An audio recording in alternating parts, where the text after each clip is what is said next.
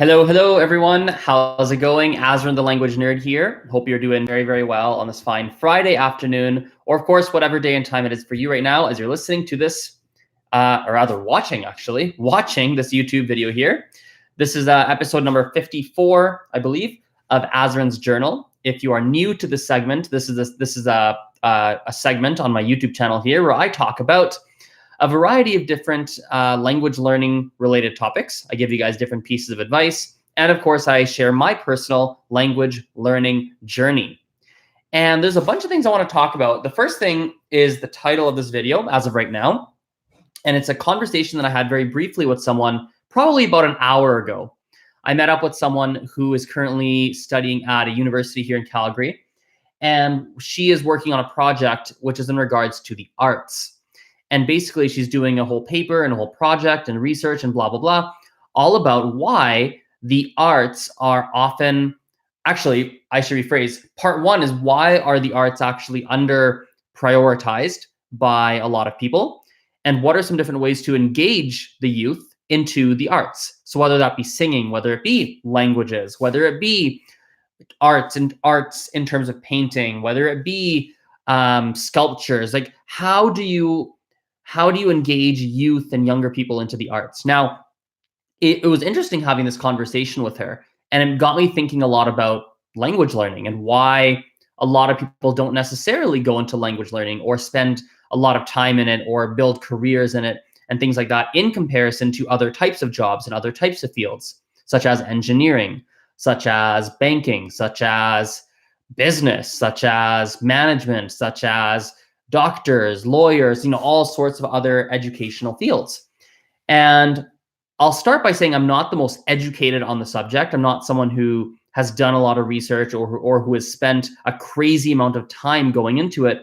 But from my outside perspective, just in my eyes, I think a lot of it has to do just with financials. When you look at, the career path of a doctor, when you look at the career path of an engineer, of a nurse, of becoming a teacher, even in a public school, or even something like working in business, right? Working in management, working at a bank. When you look at these types of fields and education pathways, career pathways, when you look at them, it's quite defined, and it's quite defined as where your money is coming from. You know that if you want to work in a bank, you send in your resume, you send enough resumes, you go to the interview, you get an intro job, an entry-level job, and then hopefully you can work your way up and you can have a good income and you're safe, quote unquote, right? And I think that's actually very logical in many ways. It makes perfect sense. It makes a lot of sense to me. I can see why a lot of people wouldn't necessarily place the greatest amount of value, or the most amount of value that they potentially could be on language learning, on the arts as a general whole. That makes a ton of sense. Because saying that, I just love how beautiful it looks. Well, you can love how beautiful it looks, but it doesn't pay your bills. And it's difficult. And so I really understand where that comes from. I don't know if it's a correct perspective. I don't know if it's right or wrong, but I can see it. I can understand it. Now, with all of that said, the question then becomes, how do you re-engage people in the arts? How do you engage people into that and get more people into the arts? Well, I think just from my outside perspective, again, I'm not an expert on the topic, but it really interested me earlier today. And I wanted to share a couple of my initial thoughts at any rate. And maybe there's some value there, maybe not. But where my mind goes when I think about this is, number one, are there ways to create very clear pathways where someone could go into the arts and make a living? Is there an option? Is there some way to create that very clear roadway, that very clear pathway to do so? Because if there is a very clear pathway that, okay, you can go do, I met some people who do glass blowing. Many of you might not even know what glass blowing is. But it's part of the arts, right? It's one feature of it, one field, I suppose. I've met people who've done glass blowing. To my knowledge, there's not necessarily, a very clear pathway where you go with that. So if those pathways can be created, I think that will encourage more people to go into it. Because if they're interested and they're like, oh, look, I could go into it and I can see some options, very clear options that do pay a good amount of money that I can now work in my field. That's fantastic. It reminds me of a friend of mine. I don't know if he's still working on this, but he runs a translation and interpreting company. I remember talking to him roughly 6 to 8 months ago, and he was telling me, by the way, Knight, I see your comment in the live chat. I will try and get to that in this video. If not, I do have a video on that, but we'll try and get to it here. Anyway, my friend was telling me that he was working to partner with universities so that his company, his translation and interpreting company, can take people who graduate out of a language learning program, like a Spanish degree, French degree, whatever. They have a strong level in the language.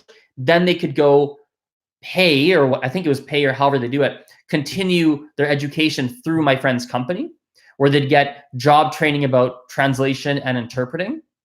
They do that for 2-3 years. They get an additional certificate.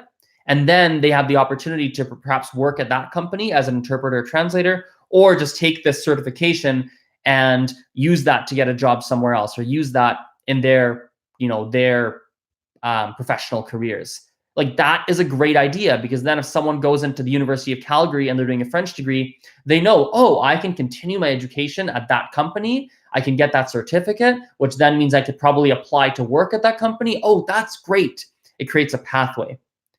And I think more of those pathways is a very real way to get more people into the arts, by creating those. Cole T, by the way, have you ever heard of the mass immersion approach? I have not, but feel free to type about it and tell me what it is. So that, I think, is a great way to get people into it. I think as well, using art as escapism, and having more opportunities for people to get into the arts as escapism and not necessarily as a career, I think that's a fantastic approach as well. So when you look at something like, maybe I'll put it to you this way. There's a couple of teachers who work for me. There's teachers who have applied to work for me and who currently work for me. And they work in completely different fields. Their lives revolve around something completely different. There's one person in particular I'm thinking of, works in a completely different field, has kids, has their life kind of established in many ways. But one thing that this person thought a lot about was becoming a teacher. She wanted to, and if she'd been able to live a different life, or if her life had played out in different ways, that was something that she absolutely would have loved doing, because she loves it. And so working part-time as a teacher for me, which she is not doing yet, but I got to call her and actually talk to her about that. But if that is something that she does, she's able to do a little bit of that on the side and dip her toe and taste, basically get a taste of that teaching, and fill a gap that's in her life that she would have loved to have had, but didn't have the opportunity because of various factors. So what does that mean? There are plenty. In fact, I don't know what the percentage is, but I feel reasonably confident in saying that there are lots of people who have an interest in the arts. And I'm speaking from the language learning perspective here. I've seen it firsthand with language learning. Like, I've seen a lot of people who, they really like the arts, and they've loved them for a long time. They've liked them for a long time, but they didn't pursue them because their family or their city or the universities they went to, for whatever reasons, they did not choose to pursue their life in that direction, and they took their life in another direction. Those people there would love to have some option to pursue the arts in a side gig way, whether it's a job, whether it's just a side thing that they do as a hobby, right? There's people out there. There's like lots of people out there who will be reached by that, and you can actually get them into the arts that way. I know, again, I'm speaking from a language learning lens. I live in Calgary. Calgary is not a city that is it's multicultural, but it's not a city where you would expect to find multilingualism and people interested in language learning. That's not in the blood of Calgary. And yet, we have in the Calgary Language Nerds hundreds of people, let's call it, I don't know, let's say 20, 40, 60, let's say 60, let's say 100 people, let's say 70 people a week, roughly 75 a week, like let's say 200 to 300 people every month who attend like our drop-in classes, and there's a real language learning community that's been built in Calgary that we have built, right? In a place where it's unexpected. And the reason is that even though it's not in the blood, in the DNA of Calgary, quote unquote, for people to be interested in languages, to work in languages, to go learn languages, it's not really in the culture of the city, at least in my opinion, my perspective. It doesn't mean people don't necessarily have that interest. It's funny how many people I talk to in Calgary here who are like, wow, I like learning languages. That's so cool. I didn't know there's like all these other people who also liked it. That's super cool. Wow, I came to check out the Spanish thing. It was so fun. That's awesome. I didn't think that would be awesome. And then it becomes like it becomes a hobby, and it becomes a side thing, and they get into it because of that. So something to mention there. I think it's pretty important. The final thing I'll say for getting people into the arts, and again, this is coming from my experience with languages. I think it has to do with, can you combine the arts with something else that people already like? So I'll give you an example. We, in fact, as I'm saying this out loud, I'm slacking, not slacking. I have so much to do. I haven't gotten around to doing this. We used to, for like 2 years, 2.5 years, host a monthly pub night called Languages and Beers for language learners in Calgary. And it attracted a really big crowd. We would have 40 to 80 people every single month for our pub nights. And it was fantastic. It was great, right? And that was I think that was a good idea, and it worked for a variety of reasons, right? But one reason why it worked is that Calgary is a beer city. A lot of people like their beer in Calgary, a lot. And so having an event that was centered around beer, which is something that already is in the ecosystem of Calgary, and throwing some language in, the beer will pull people in because it's part of the culture of the city. So if you combine whatever the arts is, language, whatever, if you combine that with something else that's already in the culture of wherever you're trying to promote the arts, when you have that marriage of the two, it's going to bring people in. You know, it reminds me of we have these things in Calgary called I've seen them in other cities too, but I think it's called, there's different names depending on where you are, but it's like wine and painting. And like you like I think you like paint stuff, but you're drinking wine and you're getting kind of semi-drunk at the same time. Not drunk, but you're drinking wine at the same time. And I think that's a fantastic idea, because I don't paint, right? Actually, I don't really drink. I'm not really the best example. But let's say we had someone who likes to drink wine, doesn't paint, but kind of likes painting or has kind of thought about it. You might go, wine and painting? Well, that sounds like fun. Go drink some wine, get semi-buzzed, paint some stuff, colors. Yeah, why not? Like even me, I'm thinking about it. I don't even really drink. And I'm kind of thinking like, I would do that. I would never take a painting class. I would never take a painting workshop. I would never attend some art gallery to learn about painting. I wouldn't do any, nothing in the arts. There's nothing painting related that I do, but wine and painting, I considered it. And once I'm in the door and I'm painting whatever and I'm drinking and it's casual, we're laughing. Once that's happened, you can get me into other things that are in the arts. You could make an announcement at that class to say, hey, there's a gallery opening happening next week. And then I look to the person to my right and they're like, hey, and they're like, do you want to go? I'm like, I guess so. Never been to a gallery opening, but sure, I guess so. Next thing you know, I'm at the gallery opening. So you've got me into the arts by doing something, by tricking me in a way and getting me in with wine or something completely different. And I think that's another strategy that can be used to get people into it. And yeah, I believe in that heavily. I really, really, really do. In fact, when I look at my relationship with the arts, not language related, but the arts in general, it's through a friend. I've got a good friend and I go to stuff with him because he's my friend and I enjoy it. He's gotten me into certain art related things. It's a friend. Here's the thing, I don't really care about arts, but I do because my friend does, and he's introduced it in a good way to me. So inherently it didn't matter, but something made it matter to me. It's like when you date a girl and all of a sudden, or a guy, and all of a sudden you're into the same things as them. They introduce it to you and you like it. Same thing. The girl was the hook, the guy was the hook, and they hooked you onto a different thing you never would have been hooked onto in the past or otherwise. You need a hook.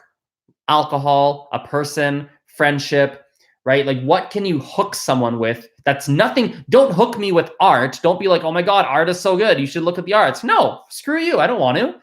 But you say, hey, come drink wine. There's paintings on the wall. I'm like, all right, I'll come for the wine. And then you might get me with the paintings. You might get me there anyway. So, all right. Let me read some of these comments here. I think this is a very useful kind of topic to talk about. I'm pretty happy with this. So let's read this here. So the mass input of immersion approach is when you have heavy input of native content, listening and a ton of reading, and listening a ton and reading a ton, but less than listening. What? I don't understand. Oh, I see. So basically, you're just doing a lot of input. Yeah, that works. Tessa says, I find myself explaining parallels between arts, language. Yeah, that's cool. So I'm going to skim through the rest here. That's cool. Yeah. All this sounds fantastic. Yeah, I like all of this. Yeah, thanks for the education there, Cole. Now, Knight asks, can you explain to me how the present perfect tense works? Yes, I can explain present perfect. Present perfect basically means that something happened, something started in the past, and it's still happening now.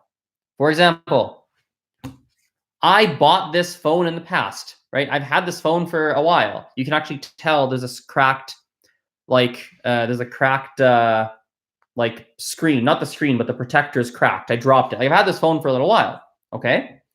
So I would say I have had this phone for a long time. Why? Because I started having it in the past, but I still have it today. I'll give you another example. I was born in Calgary. I was born here 27 years ago. But I'm still here. It started in the past, but I'm still here. So I would say I have been in Calgary for 27 years, or I have lived in Calgary for 27 years. Or I'll give you a final example. I don't know. Let's look around me here. Like if I said, oh, here's one. If I said, like I went to France. So France is somewhere I've been many times, right? I went to France in the past. I'm probably still going to go in the future, right? So me going to France started in the past. It's probably going to happen in the near future at some point. So I would say I have been to France. Why? Because I went. If I said I went to France, that's fine. That's correct. But I mean that it's over. I went, that trip is done, and we're finished. But I have been to France means I went to France, and I still might go back later. So there's a very quick and hopefully clear explanation of the present perfect tense. All right, I gotta go, guys.